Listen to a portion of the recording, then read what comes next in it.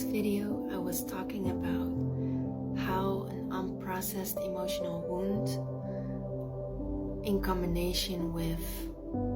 a negative repeating story that we keep telling ourselves, can keep us in a place in which we keep putting ourselves down, and keeps us in like a negative mindset and a feeling of unworthiness. And in this video, I wanted to elaborate on that a little more, especially when it comes to unprocessed emotional wounds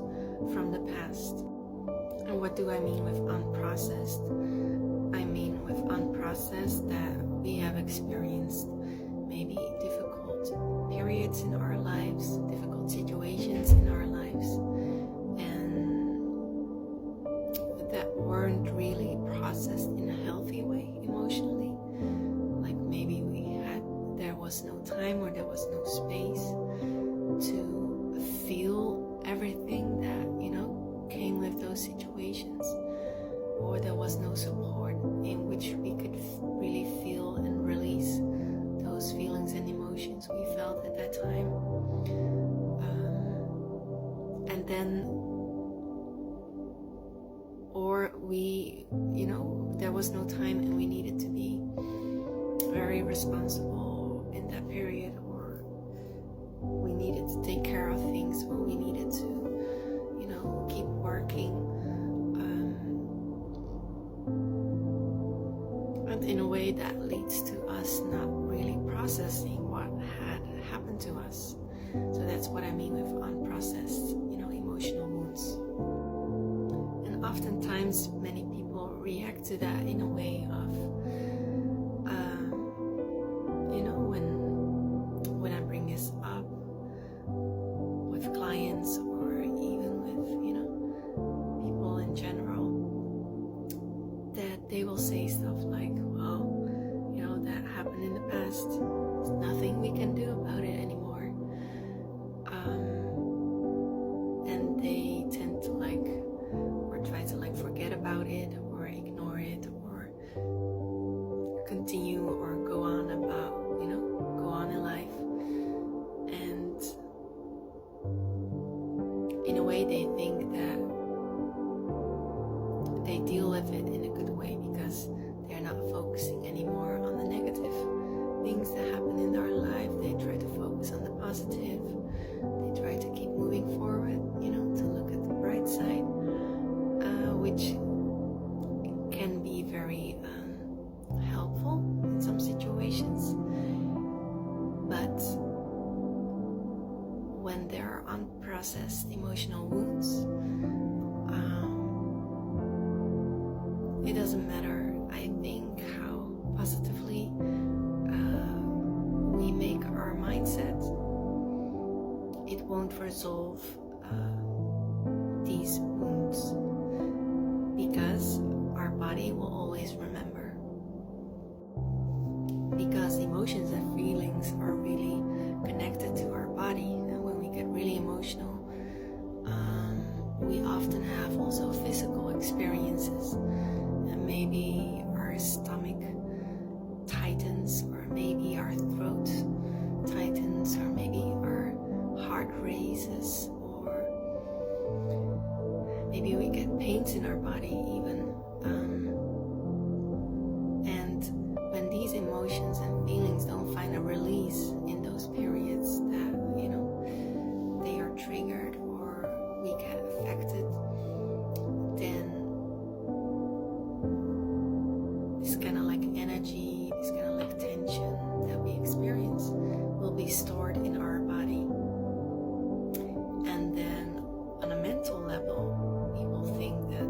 there's nothing going on because we're doing well in life, we keep moving forward,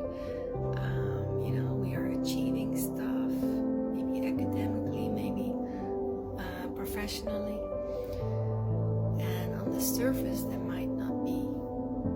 a lot going on, but over some time people will experience some kind of difficulties, maybe while not being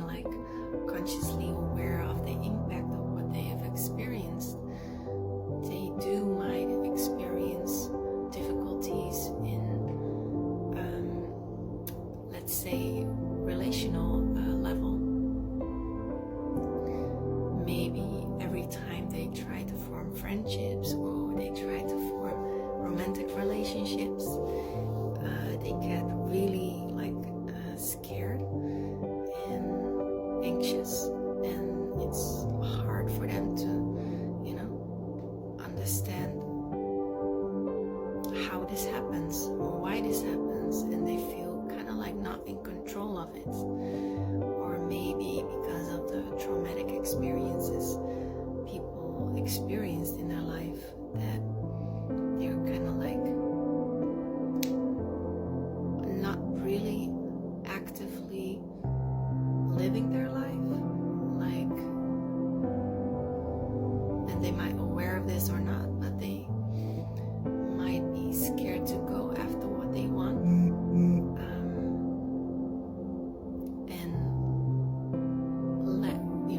lead a life or live a life wherein they're mostly led by fear, or thinking they cannot do anything,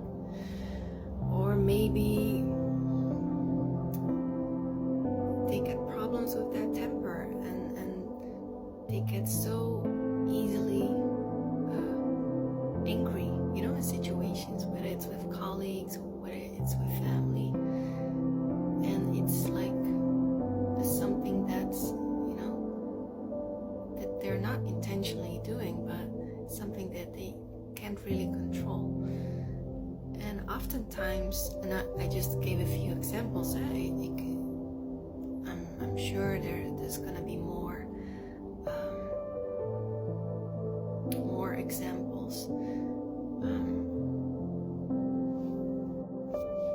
but these examples could be like consequences of not really processing some emotional wounds. And when it comes to an emotional wound that has been unprocessed for such a long time, the first thing that needs to happen is that we acknowledge this emotional wound, and we